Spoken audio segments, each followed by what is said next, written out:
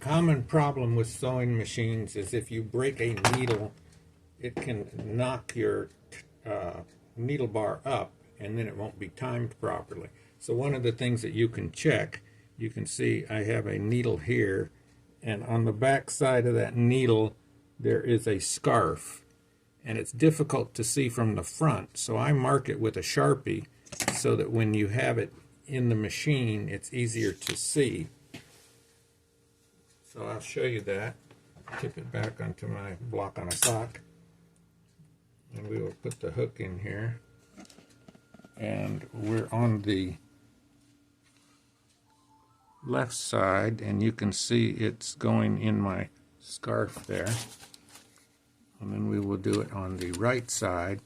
and it is going in the scarf there, and that adjustment is that screw right there.